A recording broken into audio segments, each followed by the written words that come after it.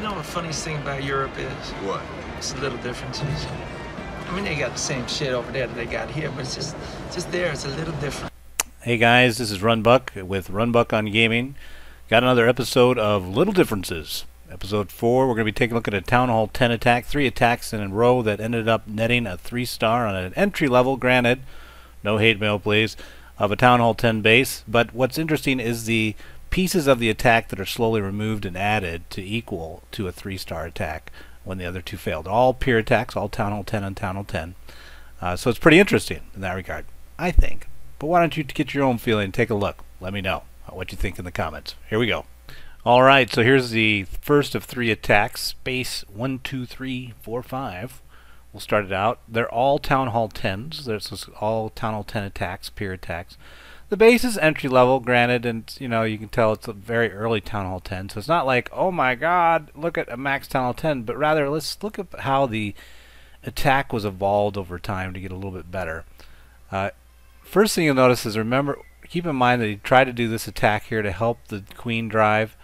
In the next attack, that'll be phased out. He also uses this golem, right? Which is, one might question, was really clearly it's not getting him anything out of this drive. And he ends up losing the queen because she got pressured too early and had to use the ability. So the king pathing also, in terms of jumping and getting in, the timing was harder to control given the length of the run. And the last thing you'll notice from this attack is that he goes with 3 prongs, which is kind of hard to do when you got 2 ADs still up. With this, when you get this table, really what you want to do is usually, if you get the table, you want to drive a certain line. I think that AD was here or here, somewhere in here, but you drive a certain line and then you go, you get more consolidated fire off of that. So there's a couple things that they can build on. Space 1, 2, 3, 4, 5, not bad. But so now let's go to the next attacker, and in that case we're looking at Mr. A-Boy 2.0. We've seen him 3-star a few times. Clearly, if he's a second of 3, he doesn't pull it off, but he starts with the same cut, and I think he realizes that you didn't need this cut team. So that's one of the first differences that you'll see off the attack, is that understanding the pathing of where the queen's going to pull through. Otherwise, it's very similar. Rage down, wall breaker in, and so there you go. Queen's moving up. Now this time we're a little different because we're going to move the king back, working using a little bit of minion action to get that done earlier. So there's better timing between these two converging on the F.ITwr. And so this part was done really nicely. King Iron Fist, the queen goes Cloak. CC is taken care of. She's still up. Pressure's down. All good, right? Once again, we're a little wide though with the Rage team, right? Here comes the third. So we're continuing to try to do a very spread Lavaloonian attack, which really you see a lot more at Town Hall 9.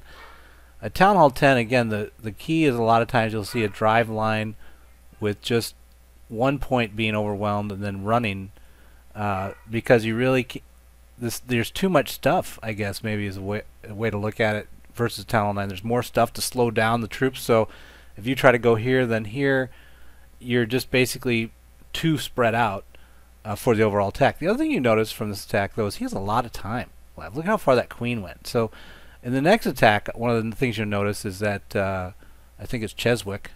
That's his name? Yeah, Chezwick. He's going to be our man that closes it out. And he'll start with actually a 3LQ on the F.ITwr, which I've seen in a lot of different videos, so no surprise there. But interestingly, he decided, instead of trying to do some fancy pants king dive stuff, he just goes ahead and lightens it down. But at that point, he only needs one. He can use that freeze for the backside F.ITwr instead. He drops some haste. Instead of carrying 5, he's only carrying 2. So he really is reducing the number of haste. The king pathing is the same as A-Boy, so he did adopt that. The queen handles the same. But interesting, no jump here. That's the other spell he dropped to get back the 3LQs. He's just going to let the king peter out here. Because in effect, notice that he also, by waiting, notice how he gave the queen time to clear all this.